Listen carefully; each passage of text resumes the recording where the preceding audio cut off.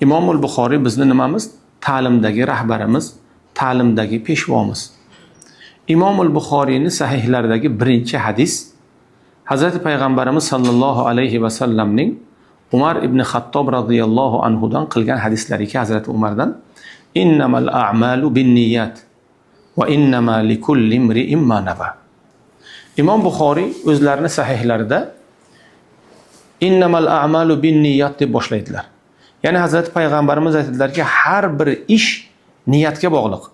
Har bir inson niyatiga yarasha nima oladi? Savob va dunyoyu oxiratni oladi. Imom Buxoriy birinchi hadis bilan buni boshlash bilan Imom Buxoriy nima dedilar? Demak, men sahih kitobimni boshlayapman, ilmni boshlayapman. Qiyomatgacha qoladigan asarni boshlayapman. Avvalo o'zimga aytaman, nimaga? Niyatlarni to'g'rilab olishlikka.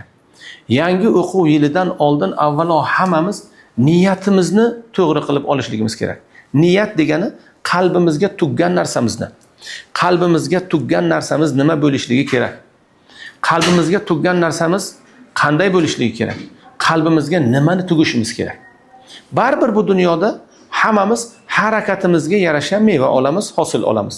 Birinchisi, biz muallimmiz, biz mudarrismiz.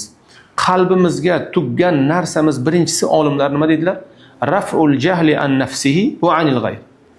O'zidan va o'zgadan jaholatni ko'tarish. Ya'ni muallim kim? Mudarris kim? Muallim, mudarris onglardagi zulumotga nur baxshida qiladigan odam. Alloh taolo Qur'oni Karimda vallohu akhrajakum min butuni ummahatikum la ta'lamuna shay'an dedi. Alloh taolo sizlarni ona qornidan hech narsani bilmaydigan qilib chiqardi. Ya'ni ona qornidan chiqqan bola, bu dunyoga kelgan bola, tavallud topgan bola ilmu ma'rifatdan nima bo'ladi? Begona bo'ladi. Ilmni bilmaydi. 2 karat 2 ni ham bilmaydi, 5 karat 5 ni ham bilmaydi. Nima qiladi? Muallim uning ongidagi zulumotni yorishtiradi. Muallim unga munavvarlik beradi. Muallimning bergan har bir ma'lumoti unga hayot baxshida qiladi. U biladi 2 karat 2 nima? U biladi kunning va tunning nimasini? Xususiyatlarini, mezalarini, missiyasini. Demak, birinchi narsa bo'lishi kerak, asosiy niyatimiz raf'ul jahli an nafsihi va anil g'ayr.